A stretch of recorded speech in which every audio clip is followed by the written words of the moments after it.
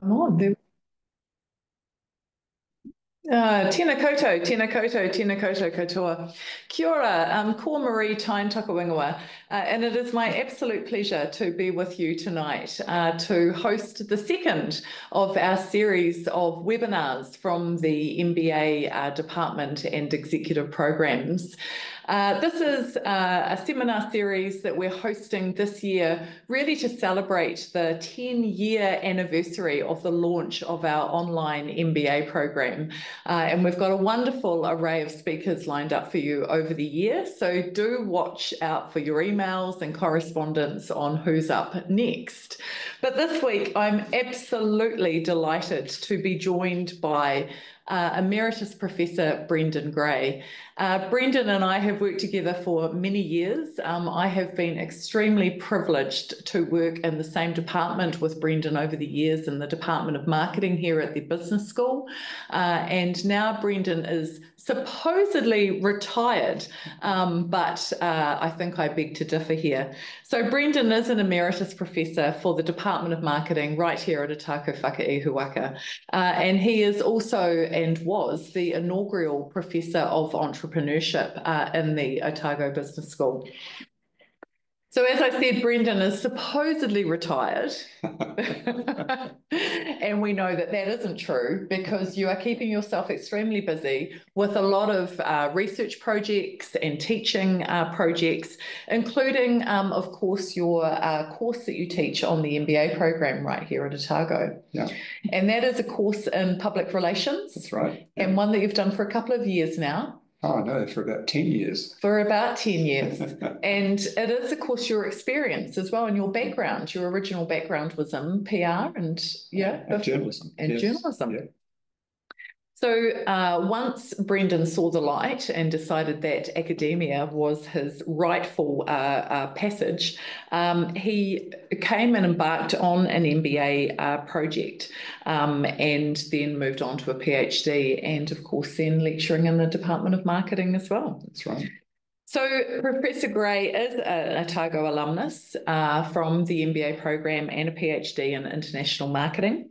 His research interests have mainly been in the areas of international marketing, also business performance, sustainable entrepreneurship and corporate reputation.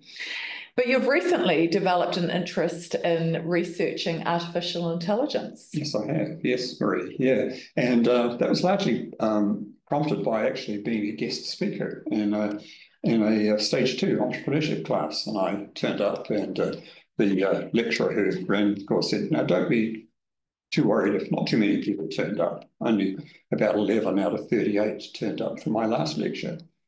5 turned up for mine, and 3 of them were international students." Wow. And I thought, now what's keeping these students away? Yeah. And it looks like it's a variety of things, but one of the important things is that it's technology, because technology is encouraging them not to go, particularly if all the lectures are pre-recorded, so they can look at them in their own time. And for international students, sometimes for whom English is a second language, that's a good thing. But the trouble is, it's causing lots of others to stay away, including, unfortunately, students who are taking the core papers at stage 1, where one of my colleagues told me that in a class of 600, only 15 actually turned up. Yeah. And some of that might go back to, particularly for undergrad students, for their times when they're in high school during COVID. You know, they got used to working at home and not having to go into class, and that kind of behaviour has kind of continued. And is this a behaviour that we could also expect in a postgraduate environment, and importantly, when we're talking about the MBA, a post-experience environment, Brendan? Because the examples that you're giving us are undergraduate examples, very large classes. You might think it's easier to not be, your absence isn't noticed, but of course that's more difficult in a postgraduate environment and a post-experience environment. Yes, that's true. And actually what the research I've done so far suggests is that in postgraduate level, where students are more committed to learning things that are going to help improve themselves long term, they are more likely to turn up. You know, they've got a greater commitment to self-improvement. And it can happen at undergrad levels too if students are particularly interested either in just the joy of learning, and or they've got some really they're really keen on a specific career path, in which case they're a lot more committed, and they will turn up quite often, and they'll do the required work.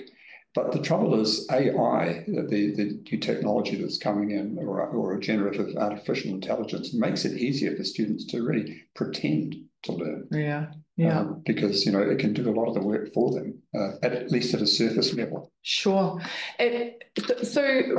Brendan got very interested in this subject area, as he said, because of talking with some colleagues around engagement in the undergraduate papers.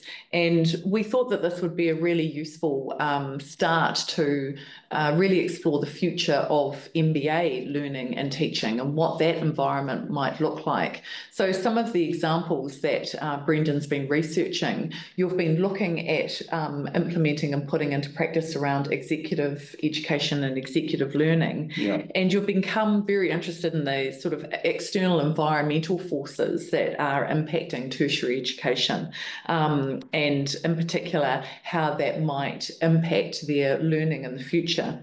So these environmental factors that may have impacts on learning behaviours, such as AI, what other kinds of forces are you talking about here, Brendan? Yeah, well, the technical sort of forces mainly include things like AI, but the other important ones are changes in people's behaviours, and also in, if you like, the greater need for moral imperatives too, because the world is changing so quickly. So if we think of students' behavioural changes, it often relates to things like wanting to have individualised learning rather than mass learning, and that's at a postgrad level as well as an undergrad level. Wanting to be able to choose when they learn and how they learn. So, that might include some face-to-face learning, but it may also include some distance learning as well, some online learning, to really suit their lifestyles.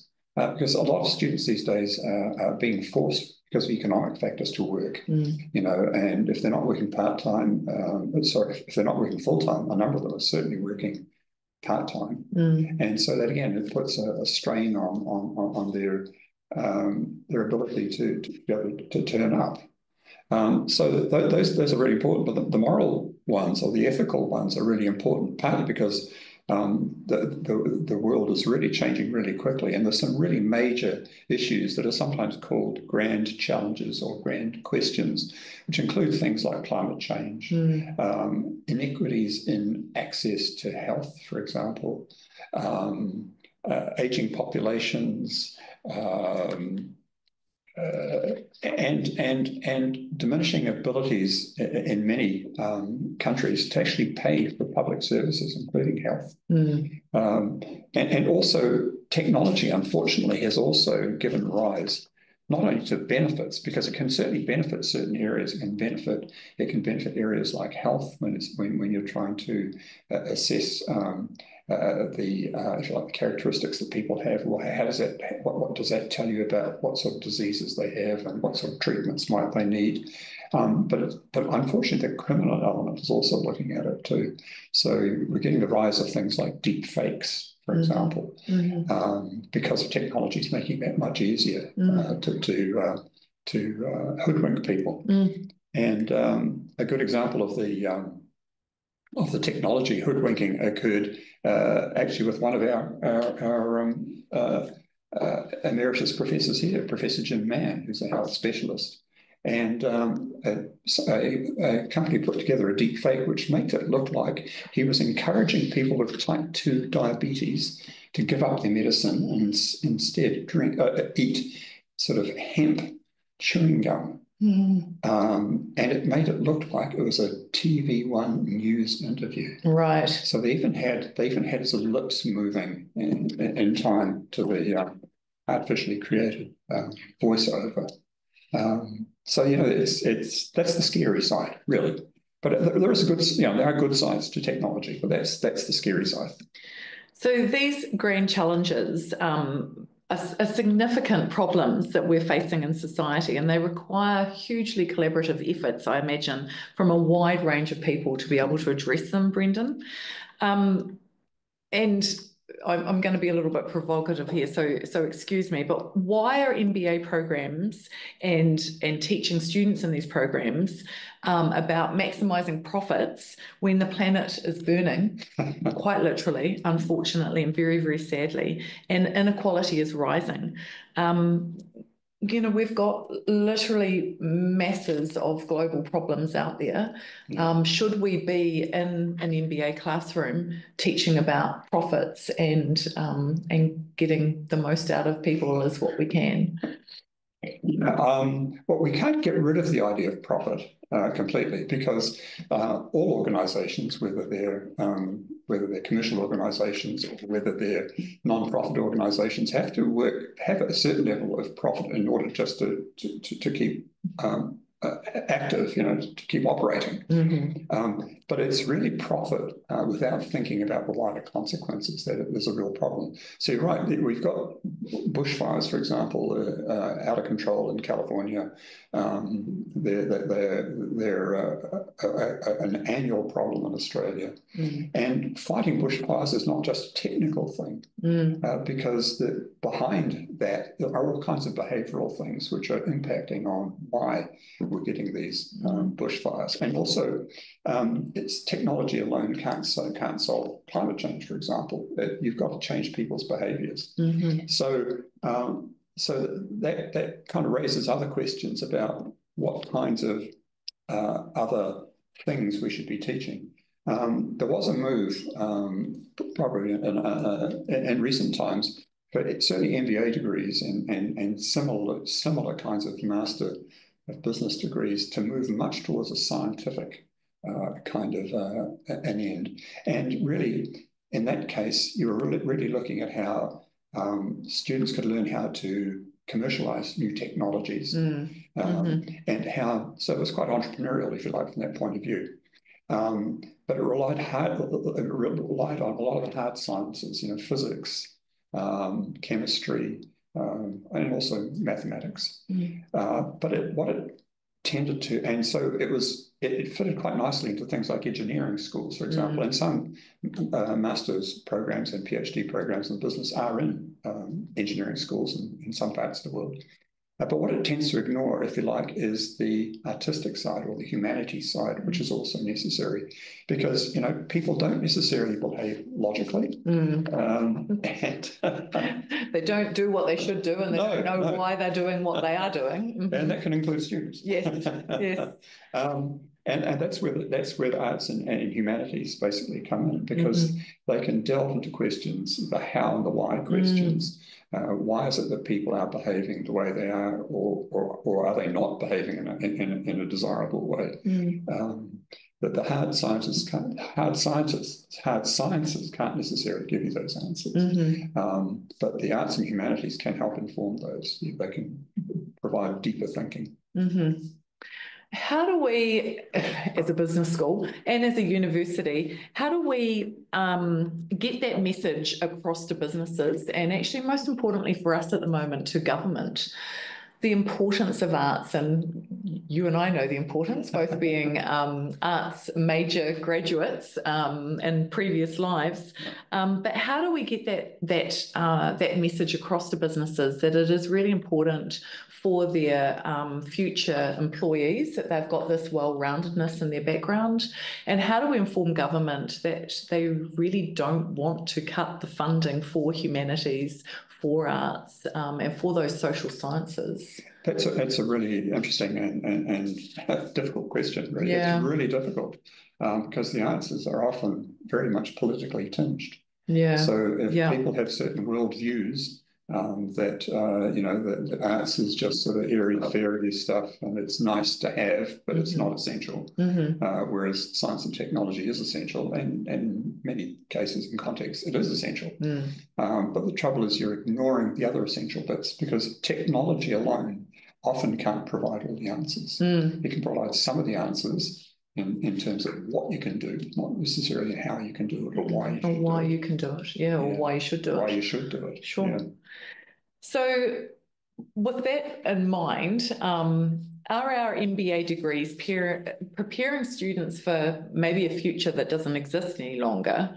And actually, I'm going to ask that question first, and then I'm going to maybe tease out whether what we're doing with our MBA degrees is still fit for purpose for these new worlds. Yeah, well, the world is quickly changing, and it could be argued that perhaps MBA degrees in many places have been very slow to respond to those changes, and particularly it's these grand changes, these grand challenges that the world actually faces.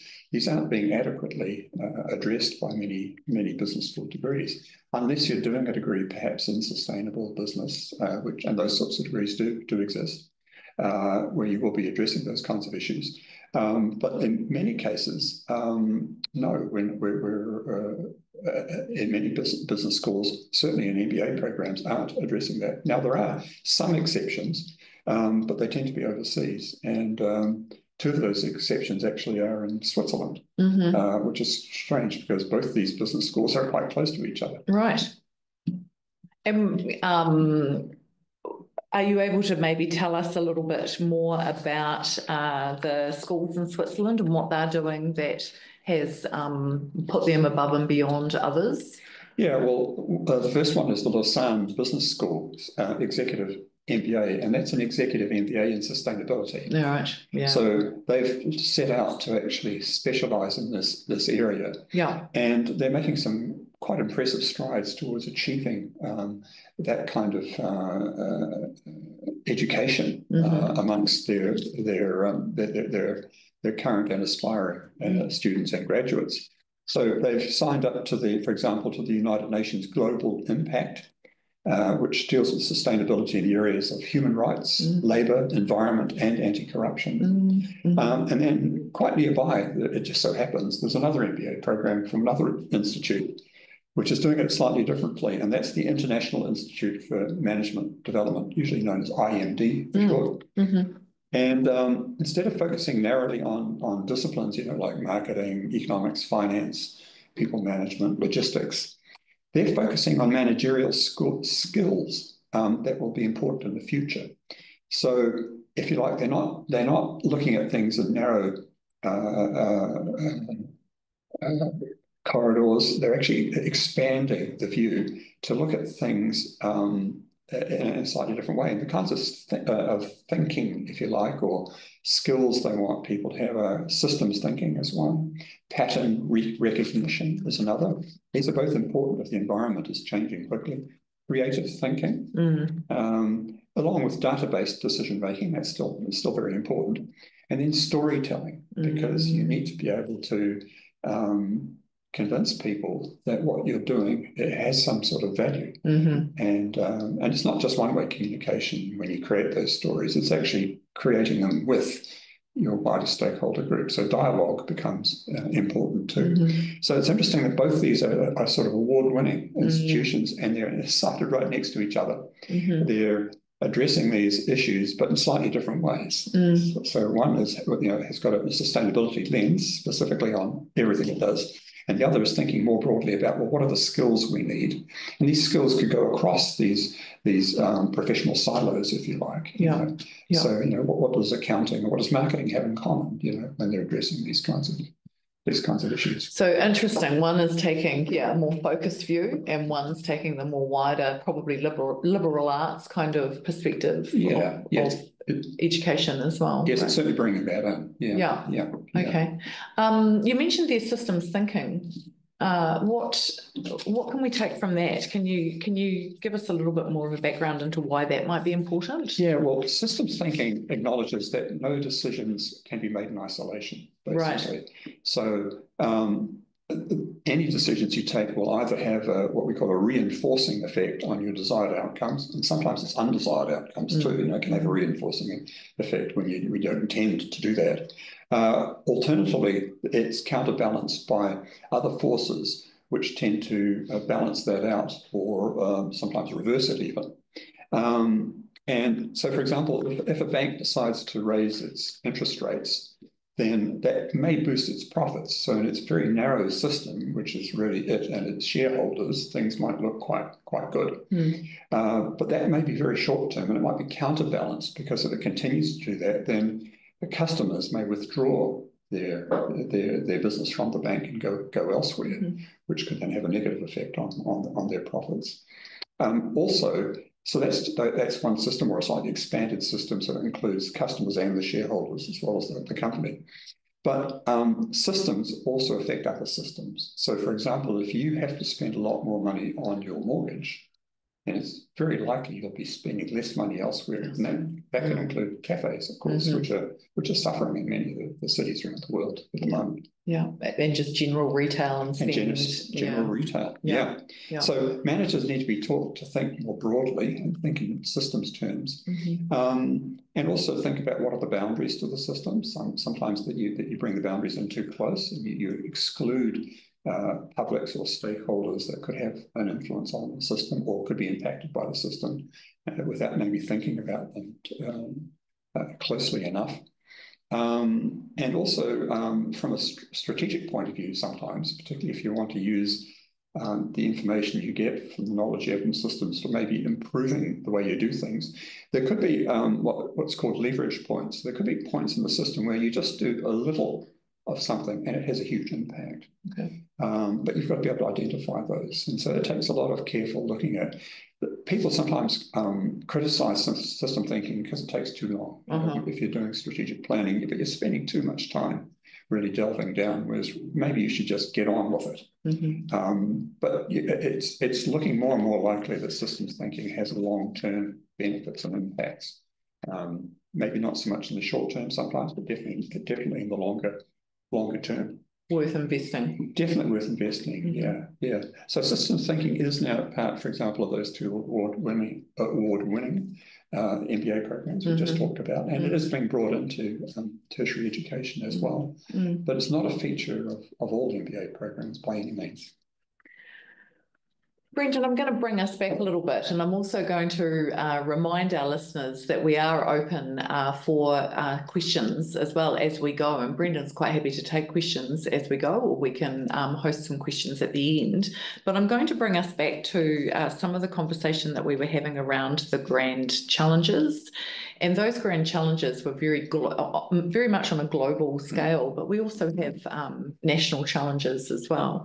And we have challenges within Aotearoa around how we are able to incorporate and should be incorporating cultural competencies and cultural learning within our education curriculum. And we talk about the learnings that we can get from international cases and examples, but we know that there is so much that we can learn internally as well, domestically, nationally. And I'm wondering how we can balance, Brendan, the learning around a te reo and te ao Māori perspective and bringing that into business and understanding how that works with business with a global perspective. So we talk a lot around how we have to internationalise what we can draw in from our international partners or competitors or relationships. But there is so much that we can learn from Māori business, from the te ao Māori perspective, and what we can draw in from that and implementing cultural competencies. How do we balance the two? And in something like an MBA program as well, are we doing well in that field within New Zealand? Is it fit for purpose, and what can we do better? We could probably do better, that's for sure. As far as I can see, the only MBA program in the country at the moment that really addresses this to any degree is the Auckland MBA, which has a 15-point paper on te ao Māori business. But it seems to be the only one at the moment. And yes, it's often it could be argued, that we don't have the time, we don't have the space to devote to te ao Māori. But if you think about us as an exporting nation, we also have to think about branding and what is it that makes New Zealand products and services different. And it largely comes back to our culture and the cultural differences that we actually have. And so it can be an important element in just branding. If we understand what our cultural context is, it can help us produce brands that are positioned in a more unique kind of way. But also, if you're also looking at trading internationally, you have to be culturally sensitive wherever you go. And if you start off by being culturally sensitive at home, then it makes it much easier to then adapt to other cultures as well, because you're used to thinking in that way. You're used to accommodating in that kind of way and incorporating, the elements of culture that maybe make a difference. The Maree cultures are very collaborative, for example, rather than necessarily being individualistically focused. And if we think about some of those broader challenges we were talking about, climate change and things like that, well, then we have to take a holistic kind of a view, and Maree culture can help us to understand how we can do that. So in your view of improving MBA education, do you see a way that we can incorporate other best practice innovations from overseas?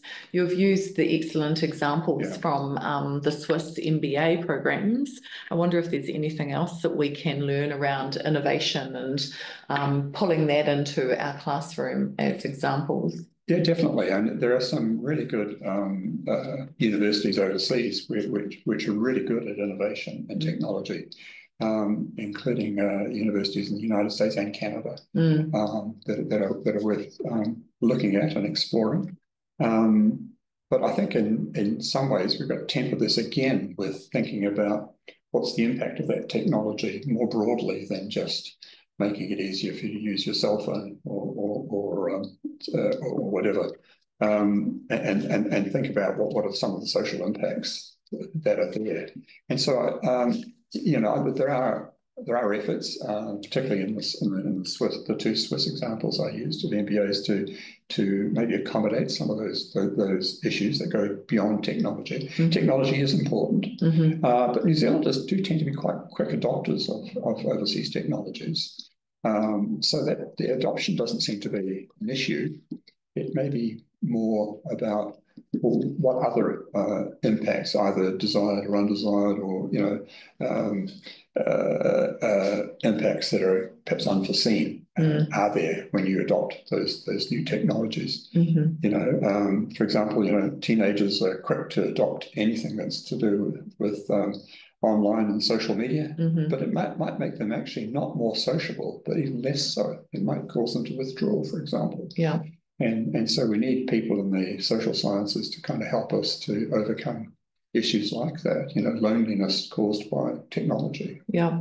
And I can imagine with your experience of teaching in the MBA classroom, that would be such a fantastic way of sharing experiences around adoption of technologies and innovation and how that's worked in businesses and how that hasn't worked, or what's been put in place to actually make any changes. So I can imagine the executives that come together in an MBA classroom are really able to tease that out quite nicely of what's worked and what hasn't. Yeah, what's really good, I think, about the Otago MBA and a number of the other MBAs in New Zealand is that they tend to be degrees that attract more mature sort of people, so people who have life experiences, and those experiences are really valuable if they can bring them into the classroom, because we can learn from each other, which is the other thing, the other major change in education, really, particularly at postgraduate level. It's not just a one-way delivery of information. It's dialogue, it's interaction, it's socialization, it's learning from each other's experiences as well. That's really valuable. I really enjoy teaching MBAs because I learn as much as they do quite often, and from their own experiences. Our MBA students come from all over the world as well, so they're bringing that expertise and experience exactly with them too. Yes, and that's refreshing too. Yeah, brilliant. No doubt about that. Yeah. So, again, being a little bit provocative, Brendan, but should our MBA programs, we're thinking now, what are we teaching in an MBA and why are we teaching it? Should MBA programs stop teaching students how to improve organisational efficiencies so that they can cut costs and increase profits? Is that what we should be doing? No, profits are still important. And when I when I was talking to one of my colleagues and friends about this thing, and he's an economist, so of course he knows. He knows. Sorry, Paul. And he was saying you can't lose sight of profitability. You know, it is still an essential element in successful businesses, and that's true. And it's essential for non-profit organisations as well, charities. They can't exist without being financially successful as well. So it is important. But it's also important too if you think about how are the best ways that firms can improve their profitability, and often it's by saving waste. If they can do that, if they can look after rare and increasingly rare resources, if they don't waste them, and if they don't either consciously or unconsciously produce unwanted side effects like pollution, then it's going to help their bottom lines. But not only that, it's going to help branding of their products and services, and it's going to help their broader reputations as well. And that's often something that's difficult to build up and to gain a good reputation. It's really easy to lose it though, by doing things that are unethical, for example. Profits are important, but as part of if you like, a wider set of aims and objectives. You've talked a bit, Brendan, around ethics, and we bandy that word around what is ethical, what is unethical, and the impact of unethical behaviour. In an MBA classroom, again, from your experience, how do we teach ethics? Like, what is the best way to understand ethics and the importance and value of ethics? Well, probably one of the good things that many MBA schools do is actually to value case studies, and case studies that maybe have an ethical element are really a good way of exploring those kinds of issues. It's kind of interesting, and if you look at the history of MBAs and business education in general, a lot of it started in the United States in the late 1800s, when if you like, entrepreneurial sort of people wanted their actions to be seen as professional. They wanted to see business as a profession, and they were comparing it particularly to medicine and law.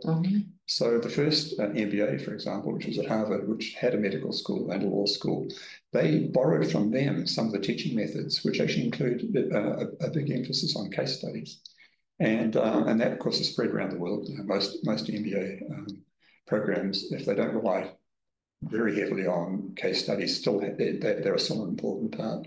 So learning from others is really instructive. But you can also learn from each other too, because the students themselves will have had experiences themselves and maybe doing things which they didn't think were unethical, but maybe had less than desirable kinds of outcomes. When they reflect back on it and think about, well, what else could we have done to perhaps have foreseen what those issues could be. And that's often, again, where something like systems thinking comes in and can help. Maybe try to identify what could be the unintended consequences of what you're doing, as well as what the intended consequences are.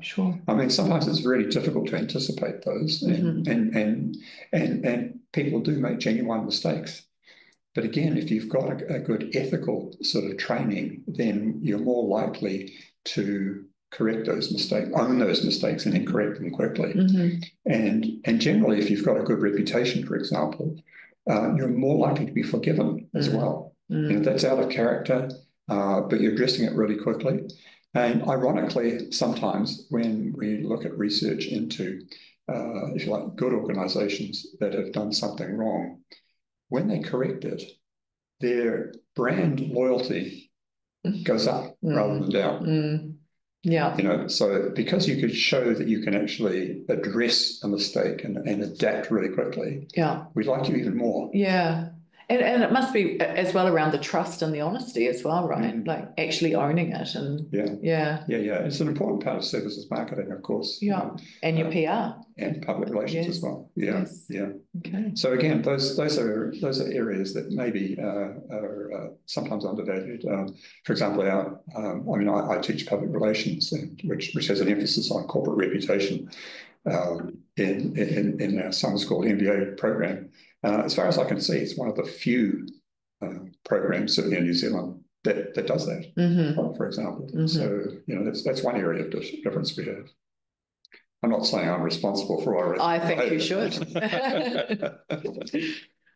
I'm going to move us on a little bit now back to the grand challenges. But actually, before we do that, I wondered if it's worthwhile just reflecting on, because I really liked your topic of your case studies. Just for any of our listeners, I feel like I'm on a podcast now, Brendan. Yep. For any of our listeners who may not be familiar with case studies, it's certainly something that we really enjoy challenging our students with, both undergraduate and postgraduate. But maybe just summarise the crux of a case study. So a case study is usually a written summary of a business problem and gives some background to the business and then lays out maybe something that hasn't gone quite right. Yes. Or sometimes it has gone right, or sometimes it hasn't gone quite as far as it's expected. The interesting thing about a lot of case studies is the case studies themselves, certainly the studies that are presented to students to start with, have no answers. And not necessarily any correct answers. So it's by students analysing, if you like, the environmental clues and cues that are in the case study, they can come up with some often interesting and innovative ways of addressing a particular situation. Sometimes there are obvious things they could have done, but sometimes some of those things are less obvious, and sometimes the more astute students pick up on those. The easiest kind of case studies, and one which I often use as well, is actually to have guest speakers come in and talk about their own experiences, and then sometimes lay out a question. Look, we tried this and it didn't go right. What do you reckon? And particularly this in front of a class of MBA students who've got a lot of experience, then you can get some really interesting and insightful kinds of comments and suggestions back as well. So it can benefit both parties. Both parties. So amazing opportunity for the guest speaker as well. So we're always open to anyone wanting to come and share their case studies with our classroom, and hopefully get some great feedback and some ideas from our students as well. And often these case studies are worked on in groups, aren't they? So you've got this team building and team learning environment where you're working on aspects together, which is a great resource too. Yes. Now, one of the things that used to be sort of a flavour of the month in business literature was the idea of the learning organisation, and that's now coming back into vogue again, even though it was something that was raised in the 1990s. And really, the good learning organisations are organisations that have good teams. Right. They have teams that are able to learn, teams that are able to implement. And so you're right, working in groups is really important. And that's where, if you like, AI sort of driven education or technology driven education, where students don't have to turn up. They can look at stuff that's pre-recorded. They can work in isolation in their own time. That's where they miss out on a lot of not only human interactions, but socialization. That can also help in team learning and team building. Sure. You've got to work face to face really with people. For this to really work properly. And these learning organisations must be more of a flat structure, are they, Brendan? Is it that you're all working together? Well, it can be, but usually they're also differentiated by encouraging innovation at all levels. So even if it is a slightly more hierarchical organisation, anybody at any level, can come up with good ideas. So, for example, 3M is world renowned for doing that. The post-it notes came from somebody that was mucking around with a glue that didn't seem to work. I'm pretty sure we had the post-it notes in the example last week with John. So that's great pulling that back in. I'm just just noticing that the sun is streaming in our windows as well here in Ōtepoti, Dunedin. So I hope you're enjoying that, viewers. Lego is another company that does that too. Lego, though, goes beyond just asking its employees to come up with ideas. It goes out to its customers. Right. And it gets them to design the new products. A beautiful bit of co-creation going on there. And so they're always successful in the things that they produce because people want them. They've created them. Well, you know there's already the market out there, don't you? Exactly. They've said that it is. Yeah. Okay, so thank you. I'm going to bring us back now to the grand challenges. And you touched on some of the areas that we need to consider in this uncertain future. And one of them, of course, was climate change. But you also talked around another area around technology. And in particular, you've spoken a little bit, Brendan, around artificial intelligence and AI. This is the big question in many sectors globally, but particularly the education sector, is how we grapple with AI and the role that that does indeed play in our learning and teaching. And I'm wondering what you see the role of AI being in MBA education. Well, it's obviously really good for information search. It's good for collating information. It's good for maybe providing a starting point for asking deeper, more meaningful questions about what appears to be happening in a particular context. It's really good for teaching organizational level. It can speed up routines and things like that. Mm-hmm.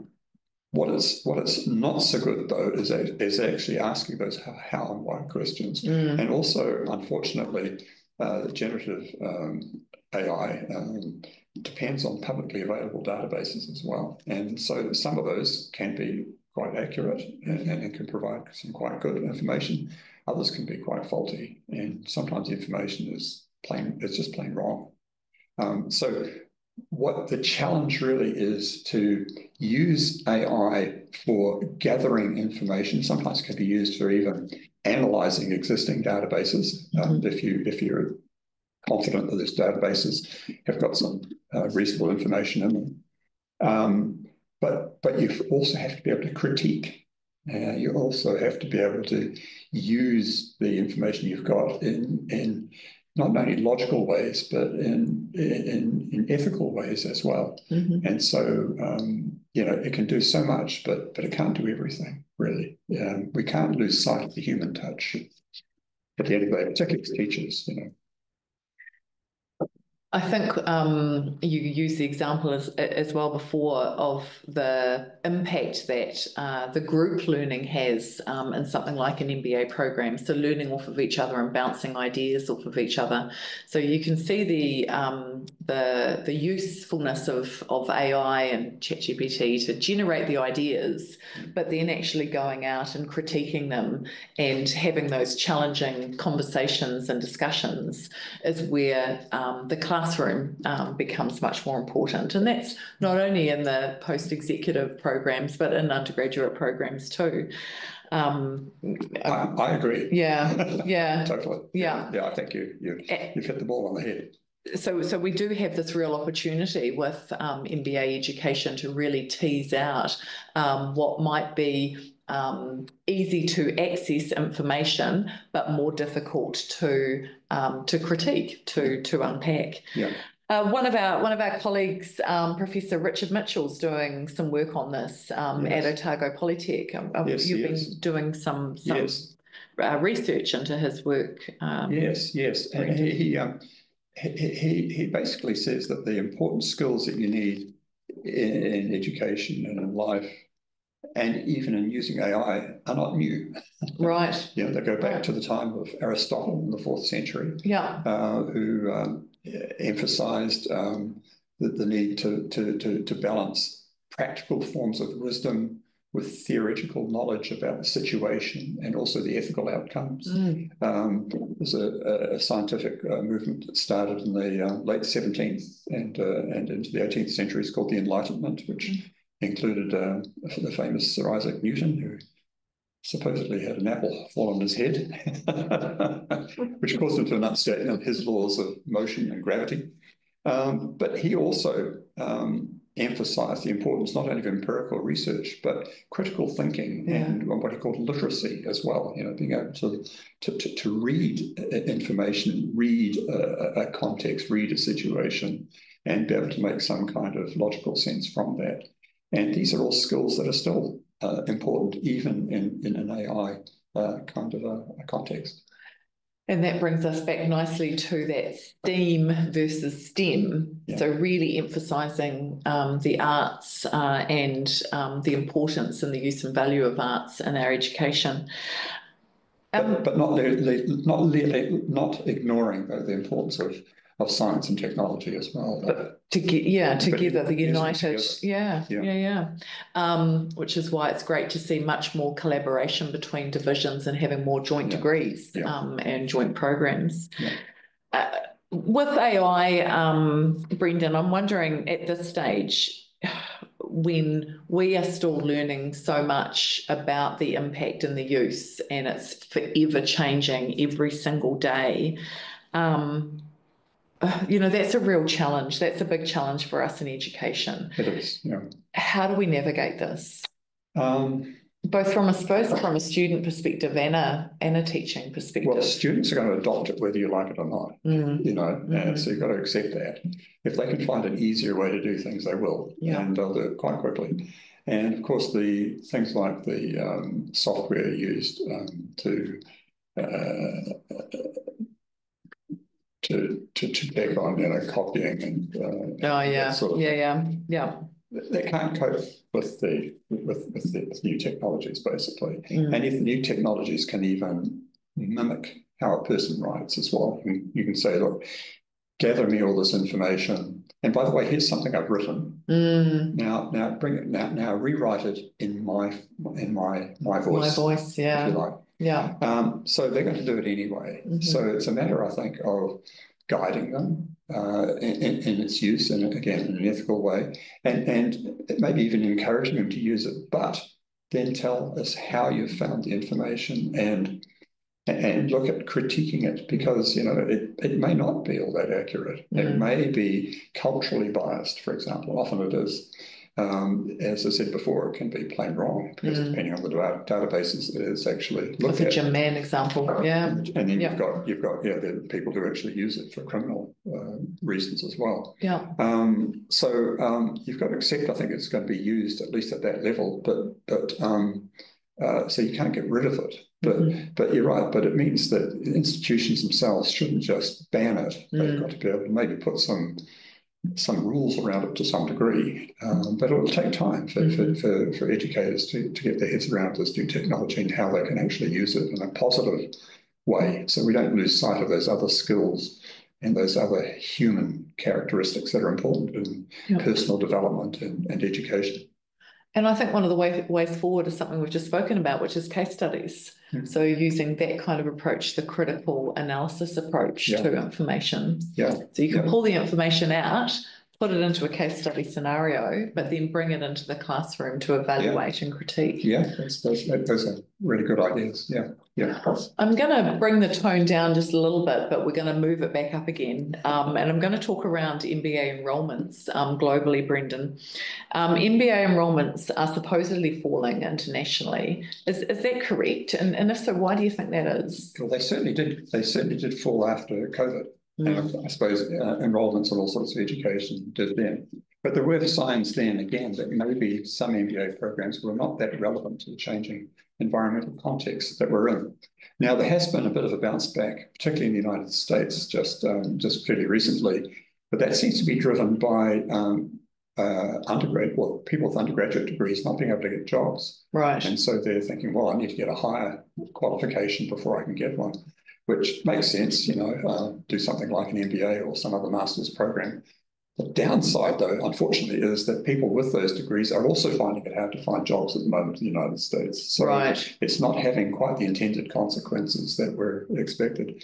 So that could be due to, you know, to deeper underlying sorts of issues, like the social and economic and physical environments are changing, and they're changing quickly. And MBA programs need to keep up. Keep contemporary. Yeah, keep innovating. Keep innovating. Practicing what they're preaching. Yeah, I think in conclusion, before we take any questions, if there are any, I wonder what you see the future holds for MBA, and in particular, what sort of things that need to be taught and we should be teaching and encouraging to learn about in an MBA program. Well, I think we've already touched on the sort of things that should be taught. I mean, we still need people who've got technical abilities, but they also have to be able to use those technical abilities in a context that is changing, and be able to use those in ethically and morally appropriate ways. And again, systems thinking sometimes can help do that. It's quite funny that one of the writers that I've been looking at, Peter Senge, who is the one who talked about learning organizations, he says that today's problems come from yesterday's solutions. So a downside to case studies can be set in stone. You know, this is the way to right. Yeah, because this is what happened in the past, right? Not necessarily what's going to happen in the future. Yeah. So that can be a limitation of case studies too, unless they're kind of forward thinking. Very innovative. Yeah. Yeah. It can be difficult, but you can still learn from the past. But what he's saying is that don't rely totally on that. Yes. Or you're reframing the questions maybe in the case study. So this is what happened in the past. Yeah. Fast forward 5 years, what would it look like? Yeah. You know, what could this look like in the future? And some of that comes down to experimentation. You know, the answers aren't always obvious. So you need to experiment. Some things will work, some won't. But you need to adapt really quickly to those things that do seem to work and be flexible about accommodating. Because times do change. So I think future programs should incorporate also both online, because a number of people need that, because of changing personal circumstances, but in-person education as well, because those person-to-person contacts are still really important. They're important for teachers, but they're even more important for students as well. More hybrid models that might have a lot of online content, but also an opportunity to get together and meet and don't lose sight of the importance of sort of a liberal education, and that includes the ability to critique, and to discuss and critique. It's interesting that the first MBA degree that was developed at Harvard University was actually based in the arts faculty.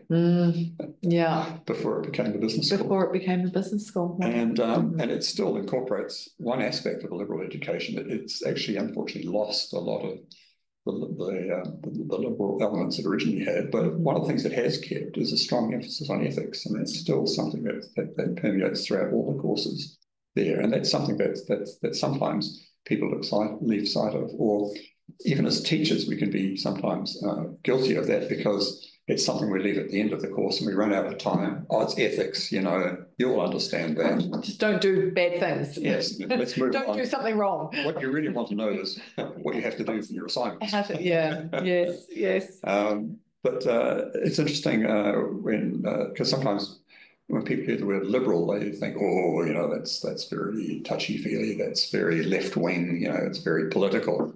But it does go beyond that. And an interesting definition that I came across, posted by the Association of American Colleges and Universities on their website, when they're defining what they meant by liberal education, they said, and I'll quote here, "A liberal education promotes integration of learning across the curriculum and co-curriculum, and between academic and experiential learning, in order to develop specific learning outcomes that are essential for work, citizenship, and life." So let's do that. Sounds fantastic to me, Brendan. Thank you so much for your time. I hugely appreciate your insight. The experience that you've shared with us is invaluable. So thank you so much. We have one question that's been posted online, which is the strengths, and a very good question, the strengths of an Otago MBA versus other New Zealand online MBAs. Well, Otago is really lucky in that it scores really highly on the student experience. And that is something that it should be justifiably proud of. And that's largely, I mean, most of the MBAs that students now are taught at Otago, apart from summer school, are actually online MBAs. There is an in-person program too, but it's much smaller than the online program. And the online program scores really highly on the student experience. Sure does. And partly that's because although it's taught, sort of via Zoom type technology, it's done live. And students can actually break into groups too, virtual groups, to discuss cases and problems live. It's not pre-recorded. For example, it's not packaged. There's a number of overseas MBAs, particularly online ones. Right. There's no need for any interaction at all if you're a student. Yeah. The material is all pre-prepared. The lectures are pre-recorded. The assignments are largely individual. So that's a downside. They don't score as highly on sort of various student satisfaction scores as the Otago program scores. And we've talked so much tonight about the value of having that classroom experience, and absolutely the Otago Online MBA is #1 in the world for classroom experience, and it's exactly because they understand the value of sharing ideas and what that means to your learning. Yeah, that's right. Yeah, so you can be justifiably proud. Excellent. I certainly am. So I think that might be all of the questions. So I think that just leaves me to thank you all very much for tuning in. As I said, it was an absolute pleasure to be here tonight with Brendan. I really do thank you for your time. I thank you all for joining us this evening at the Otago Business School MBA seminar series. And I wish you all a very good evening and a fond farewell from Otipoti Dunedin. Kia ora and take care, everybody. Good night. Good night.